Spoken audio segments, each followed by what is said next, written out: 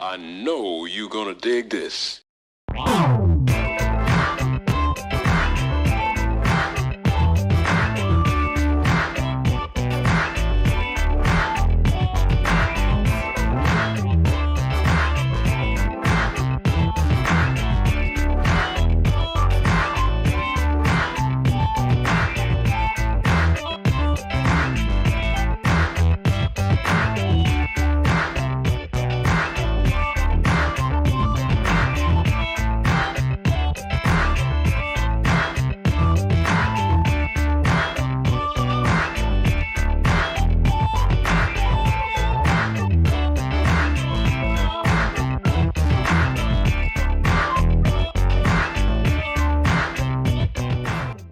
This is Rhine McLin, host of the Funk Music Hall of Fame and Exhibition Center's award-winning show, Funk Chronicles, recorded live here at DATV Studios in Dayton, Ohio. Our in-studio guest, Mr. Michael Ecton. Michael is a 42-year radio veteran with 28 years as talk show host of WDAO's Radio's Expressions, a locally produced talk show. Welcome, and thank you so much, Michael, for agreeing to be with us today. Well, thank you very much. Can I call you Miss Ryan? You can call me Miss Ryan. You know, Michael, this is an exciting opportunity because you and I work together every week. But, you know, we never delve into the incomparable Michael Ecton and who he is. So, Michael, I want to start off in the very beginning. You are a native Daytonian? Yes. And you went to Irving Elementary? Briefly. And then on to Whittier? Yes. And then on to Dunbar High School? Yes. Now, in the process of you matriculating these areas, I want to know, when did you get interested in radio? Well, and give me that history. Well, I think I've always been interested in music.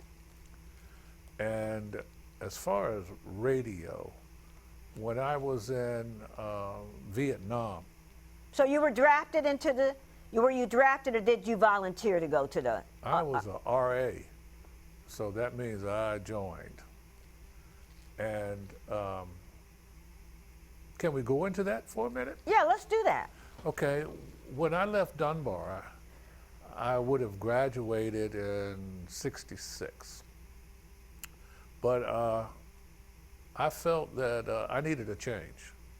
So I went into enlisted into the Army, and I was blessed from the time I went in.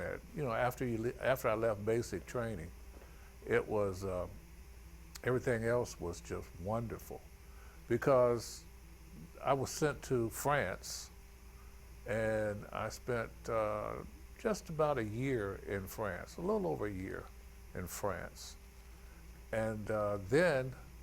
What were your duties in the service when you were in France? I beg your pardon? What were your duties? Well, I was a cable lineman, and I was in a unit with some fantastic guys, and I was like the kid. You know, everybody else was older than I, and they kind of took me under their wing. In France? Yeah, in France. Yeah. And I got to learn a lot from my best friend was a college professor from South Carolina. And at the time there were drafts, and he was a month short of being too old to go into the draft. So he was in there, and he was my best friend. And he's the young boy, I'm gonna teach you. And so there we started, he started teaching me about music. Aretha Franklin and Dionne Warwick, those were his favorites. And we'd hear those all over and over and over again. Well, Charles de Gaulle, the president of France, decided he wanted to put a French general in charge of all of the U.S. military installations there in France. And the U.S. said, no, no, no, no, no. So I was curtailed and sent back to the States. When I came back to the States, I was going to another signal unit. Oh, by the way, I was in the Signal Corps. And when I came back, the unit that I should have been going to had not yet been formed. So a cab driver that took me from the airport, picked me up at the airport rather, he says, I know where there's a signal unit. So he took me to this signal unit, the 36th Signal Battalion, and I stayed there until I got orders. And then I found out that this unit was gearing up to go to Vietnam. So here I'm blaming going to Vietnam on a cab driver. And yeah. And so when I went to Vietnam, it took 28 days on a boat. Ooh. With, I don't know the number yet, but you were sleeping. There was a guy right over top of you and a guy right next to you in this ship. And we landed in Vietnam. I don't remember the name of the province where we landed, but I ended up going to Cu Chi. Well, in Cu Chi, there were no telephone poles for my MOS. So I became really I didn't have a job.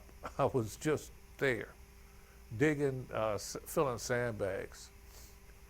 And then I was promoted to wire chief, where I was responsible for all of the telephones on the base.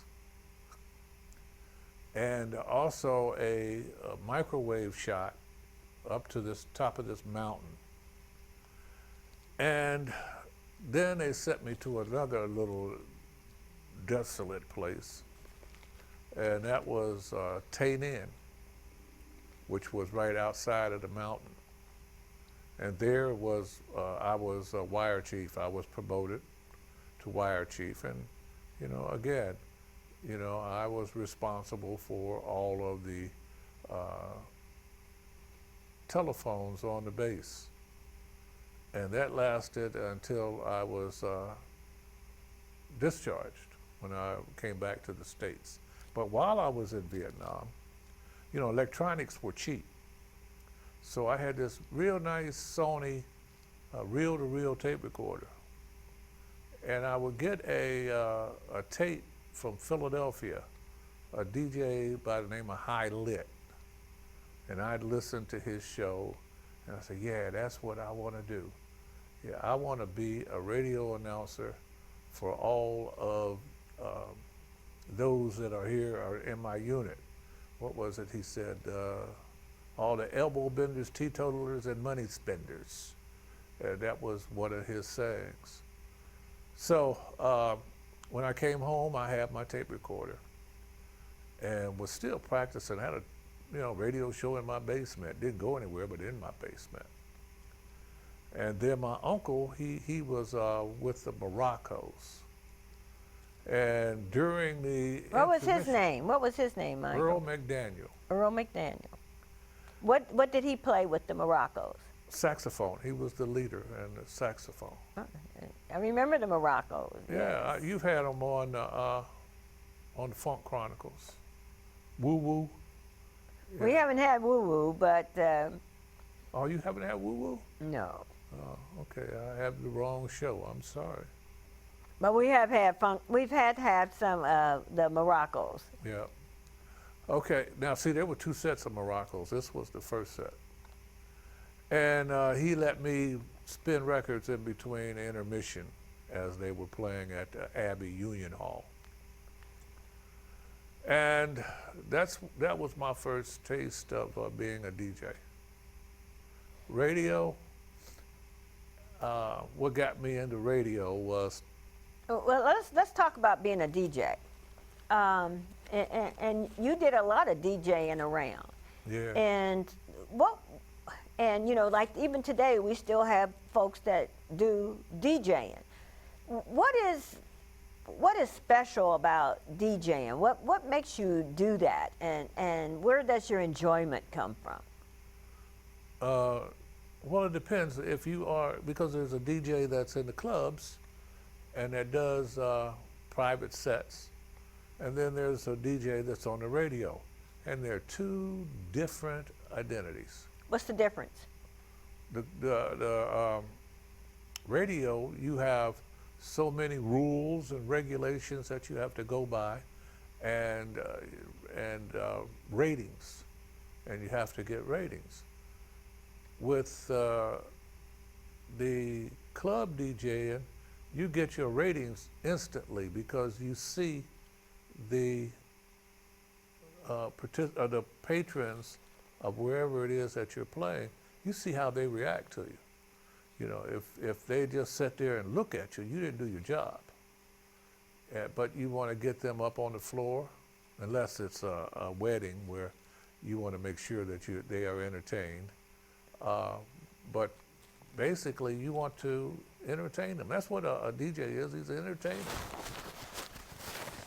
So now that you have explained to me the difference between DJing on the radio, DJing at events. Okay. So now you're moving on. Your uncle got you started with that. Well, he got me started with music. With music. Yeah. Well, I thought, okay. Because he would leave his horn at home when he and my aunt were going out someplace, and I would get his horn, and I would start practicing on his horn while they were gone. And then when I got serious about music, he was like our mentor. Our group, we would get together and we played, and he would be the one that was teaching us about chords and, you know, the 12-bar blues and all of this stuff. And the reason that I left music was because he got in trouble, and I had loaned him my horn, and horns were expensive. I loaned him my horn, he went to the penitentiary, and he had pawned my horn. And I couldn't get my horn out. And so that's why I said I'm gonna stick with music, and radio was the next best thing. So at this particular time, what instrument did you play? Saxophone. You played saxophone. Do you still play today? No, I just told you. Well, I know that the saxophone was pawned, but I figured that you might have been able to get a saxophone by now if you wanted to play. No, my concentration was on being the best DJ I could be. All right. Well, thank you, Mr. Michael. I appreciate that clarification. Well, let's move on to now you decided you want to play music, be on the radio. So what were your steps next? What were your next steps? I had to do something that I did not want to do, and that was go back to school. I had to enroll in a broadcasting school. Oh, let me back up here before I even enrolled in the broadcasting school. I had to have some surgery where I was at home, and I couldn't get out, and I was listening to the radio. And there was this female announcer that was on. She was doing overnights. That means 12 midnight to 6 in the morning. And I listened to her every day. And with her, I said, if she can do that, I know I can do it and do it better. So that's when I decided I'll go to school. And I went to the International College of Broadcasting and learned, you know, again, those regulations, those rules, all that stuff, how to do it professionally. And so you spent 3 years in the service. Yes. Okay. So how long was broadcasting school? It was 6 months. 6 months. And then once you got your certificate or whatever that you got from broadcasting school, then what happened? Did they help you get jobs, or did you have to go get them yourself, or how did that work? You had to get them yourself. Okay. And being of the complexion that I am, there were very few places where I was able to work. And I remember, well, I always listened to WDAO from the time it came on the air. This was my station, and that's where I wanted to work. But I couldn't get a job at any of the other stations, other than there was one that was a volunteer station. And there I was Gene Michaels, because I didn't want anybody to know who that was. You know, and I wanted to keep my name undercover until I got a real job. And Turk Logan was the program director at the time of WDAO. And I would go to WDAO just about every week. Anything yet? Anything yet? Anything yet? And finally there was a show that they needed somebody. And I said, okay, I'll do it. But I was also working at General Motors. I put 10 years into General Motors. 10 years and a day, because that way I was able to retire and get, you know, retirement, which I'm able to enjoy now. But anyway,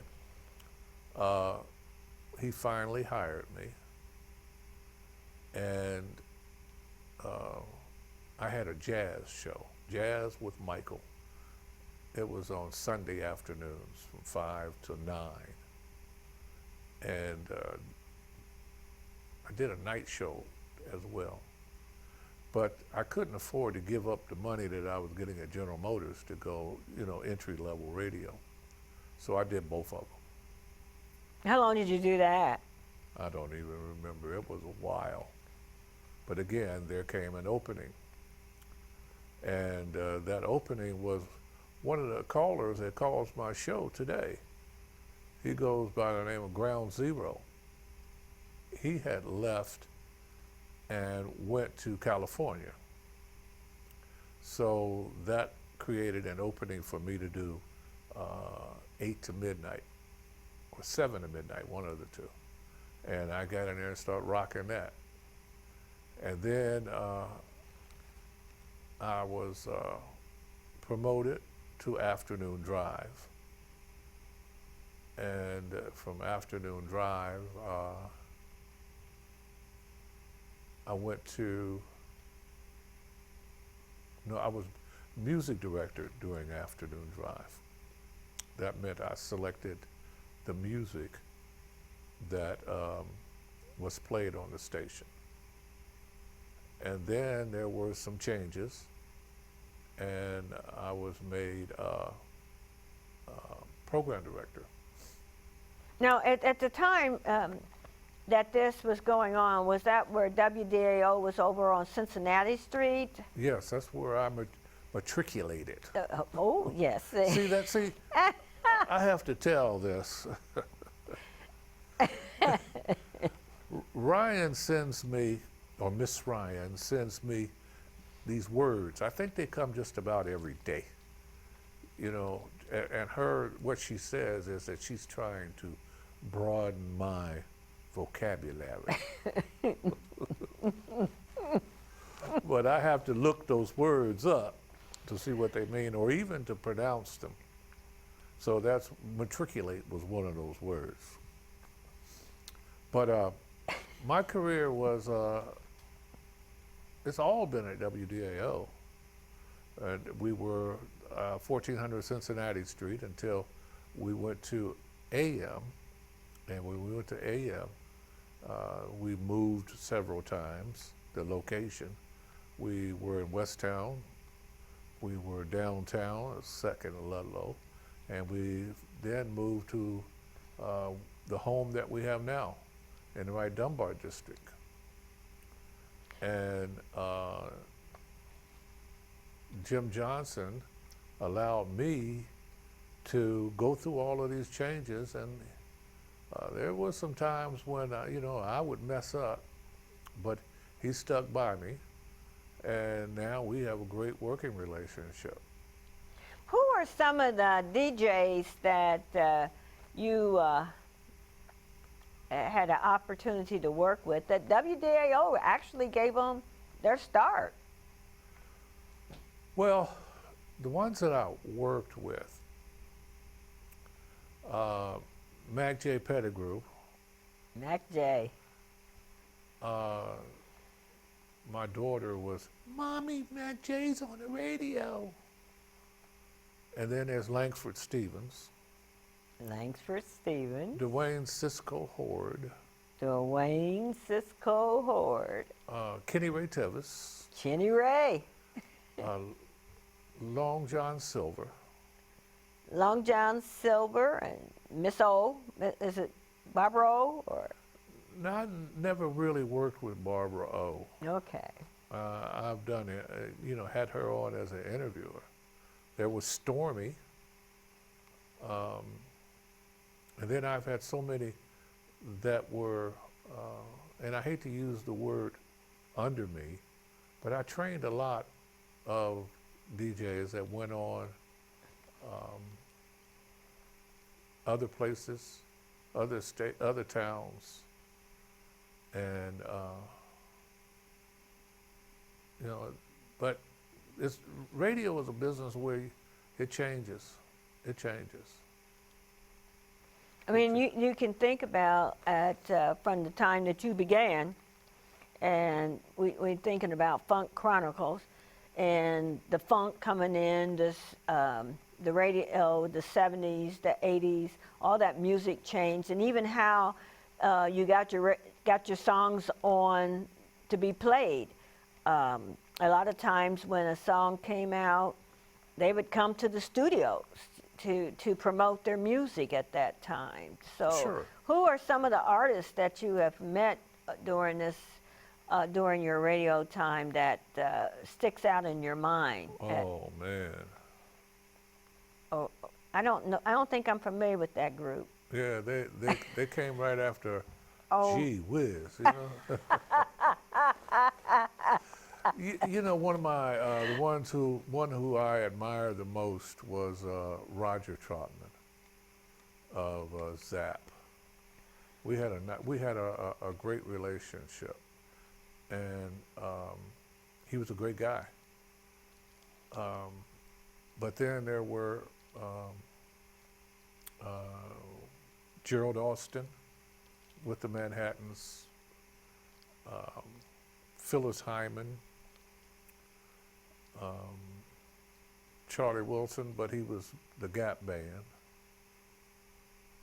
It was just so many, and I never forget these artists and these labels. They had people that would what they call work the record, and they would go around to the stations and bring the record to you and tell you that, hey, this is going to be a hit, And one of the ones that I remember Lankford and I sitting in the music room, and Roy, he was the representative with this particular label that Keith Sweat was on. And they brought that record in. They said, man, this is going to be it. This is a hit. And I said, man, I don't hear it. I don't hear it. And Lankford and I went back and forth about I Want Her. And it turned out to be a smash. Now, you had the artists that would come, because they wanted you to feel good about them, because if you felt good about them, you'd play the record. And there also was another component in there. There were concerts, and you got the royal treatment. You got backstage pass, and backstage passes then with us was different than the backstage passes that groupies get. We were not groupies. When I say we, I'm speaking of the program directors and the music directors. we were there to meet the artist, see what kind of person it is. If you had a funky attitude, you know, we would play your music, you know, or it would be in light rotation. But if you were, that was one thing about Roger, like I say, Roger was friendly as heck. You know, and then there were all these Dayton groups, and that's something I miss today, was the Dayton groups. You had Slave and Heat Wave, and just the list goes on and on. Ohio Players. Ohio Players, that's a given. You waited on their new one. You know, they didn't really have to work it. You know, they had so many hits. You had Fazo. Yeah. Sun. Yeah. Byron, yeah.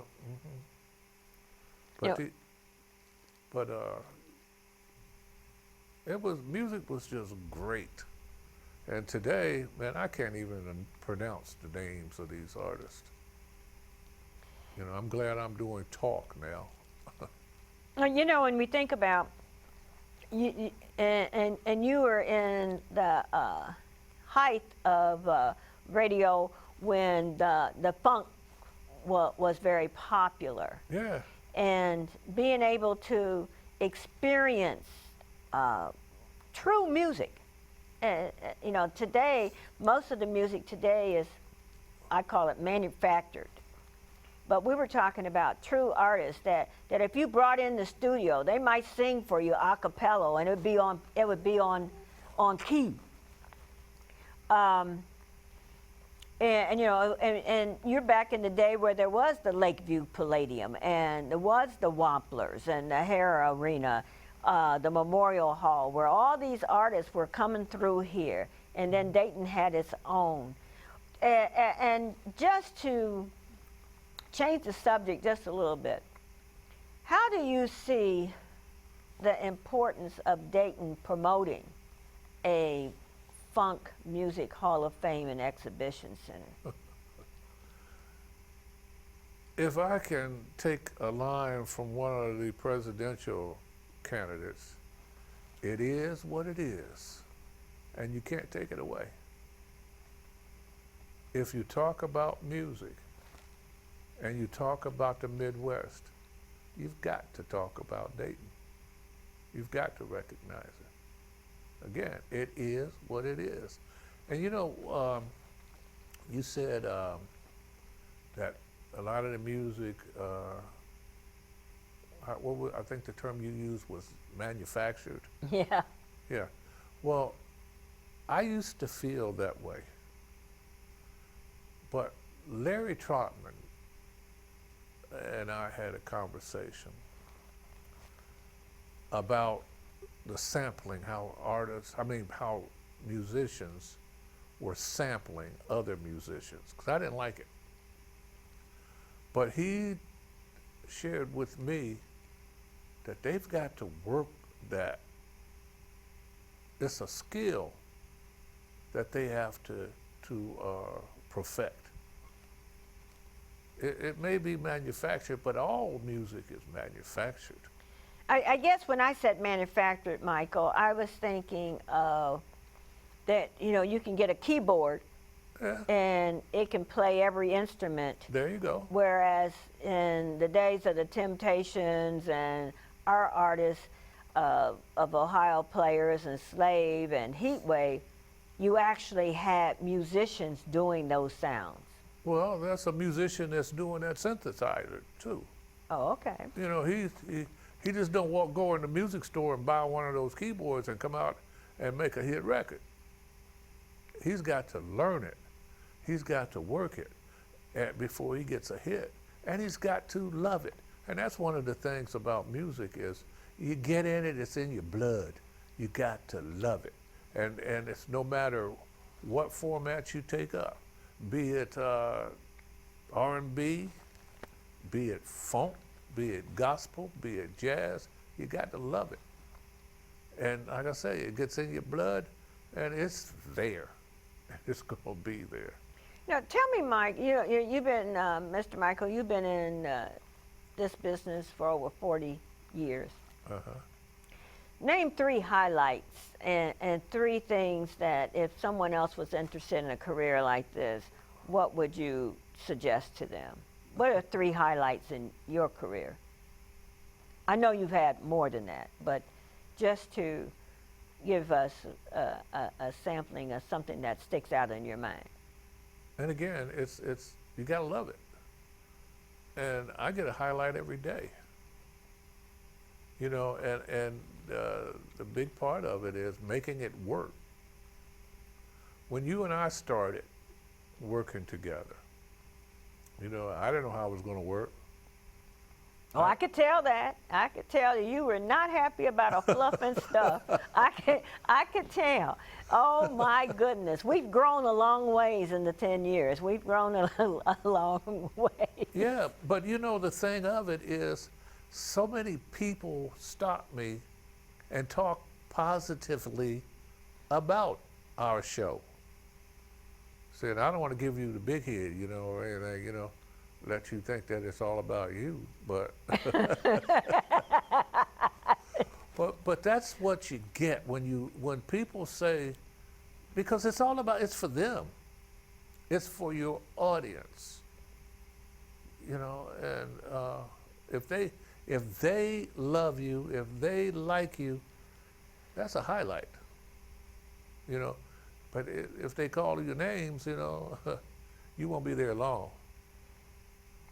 You know, the one thing that's really interesting about doing shows is that you need that feedback, but you get it outside of the studio because you don't get it in the studio, and you always got to be mindful of what you're doing to reach your audience.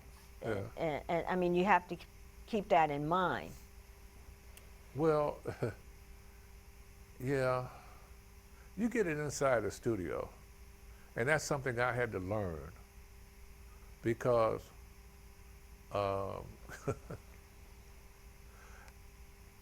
as I started to do talk in 1991, that's when I started with the talk. My boss, Jim Johnson, told me that I want to do talk in this segment of your show, because it's really not your show, it's the radio's show and the owner's show. And he said that he wanted to do talk. And I said, well, you know, that's, you know, I'm not really up on that. And he said, well, I tell you what, if you don't want to do it, I'll get somebody in here that does. So at that point, it became WDAO, you're on the air. You know, and it didn't happen overnight. And you say you get a response in the street. No. You get response from the owner and the director when they open that door and come in there and let you know that you did something or said something you shouldn't have said. So, you know, there's more of those corrections than there are pats on the back. I believe that. I know we've had our little talks. So, but you? But anyway, you know, but when I talk about the people, it's the people who call in. They say they enjoy listening to the show, or they tell you to stop picking on me, and so you know, so it's and the thing about the show, it's very educational, and I mean, and that's what we do here with the Funk Chronicles. You know, it's educational. You know, today we're doing the life of the incomparable Michael Ecton. I mean, and you've been blessed to have done a lot of other things in conjunction with you being a radio personality, such as you worked on the AIDS when AIDS was beginning. You worked with that program, didn't you? Yeah, that was another blessing that I had. Mm-hmm. I was working at Radio Shack as a retail, you know, in retail rather. And Reverend Raleigh Trammell came in there to get some things for the SCLC. And he asked me, said, what are you doing in here? I said, well, I need to supplement my income.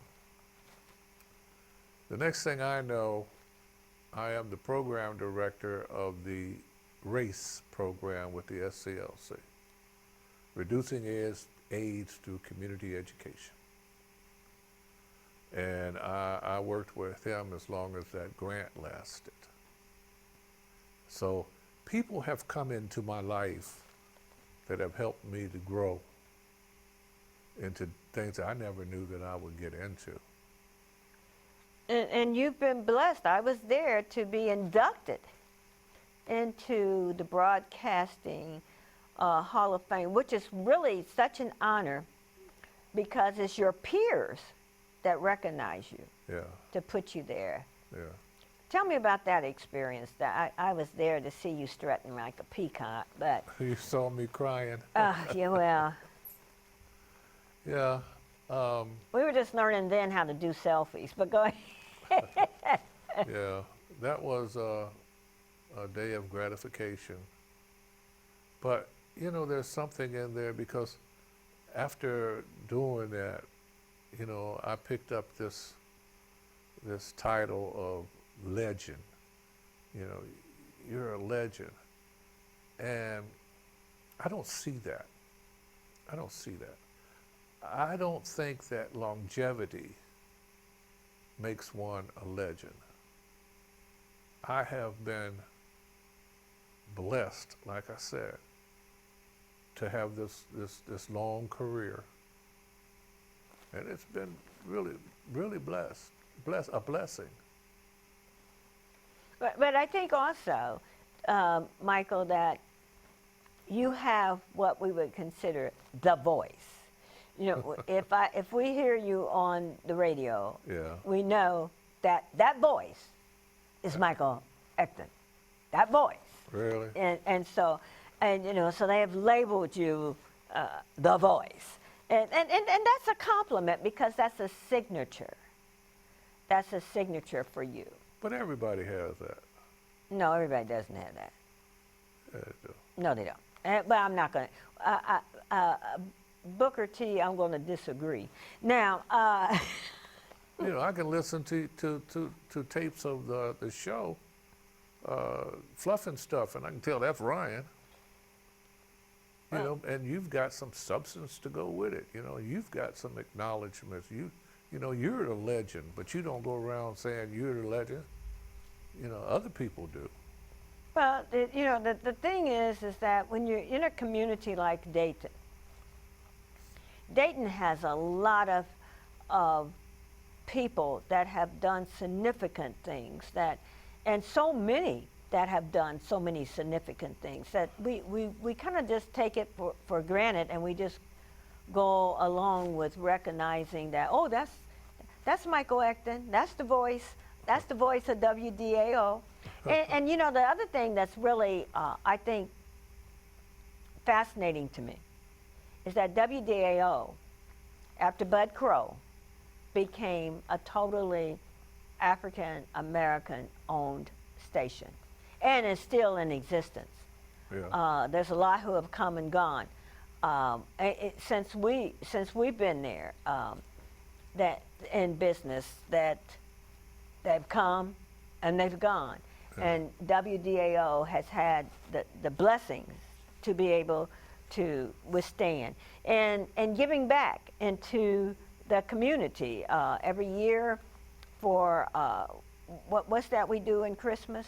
The Love Feast. The Love Feast. Mm-hmm. And to give out to the community. And you know, one of the people that's been very supportive of the radio station, that whenever you call upon her to be there, and we should give her that credit, and that's Shirley Murdoch.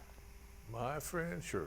Shirley Murdoch, she, you know, her husband. And her husband, that they, you know, they come to the Love Feast and perform. And perform, yes. But you know, but I'm just saying that we have local people that still give back to the community and to WDAO with respect because of the relationships. And as we, and I mean, Michael, you've had a heck of a career.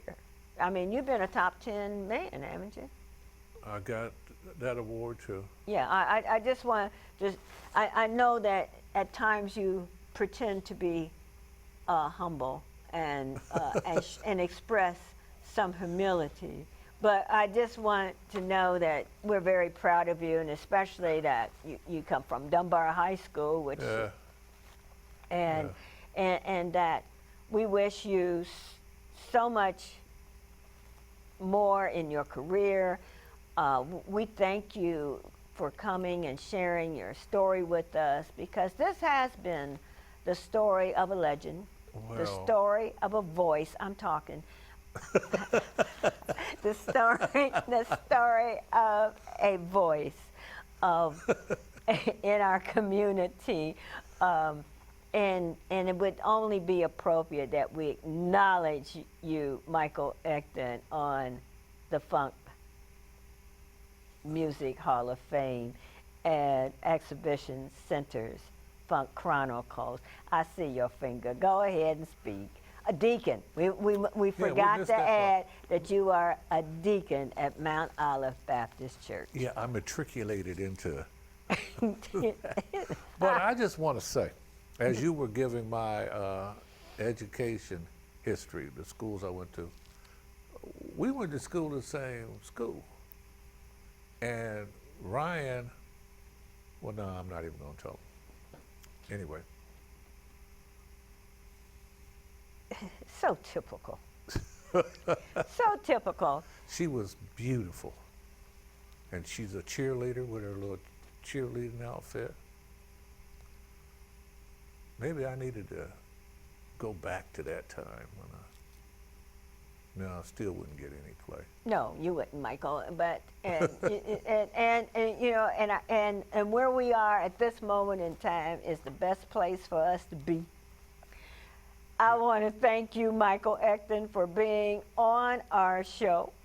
What is it you say every Tuesday when we get ready to leave?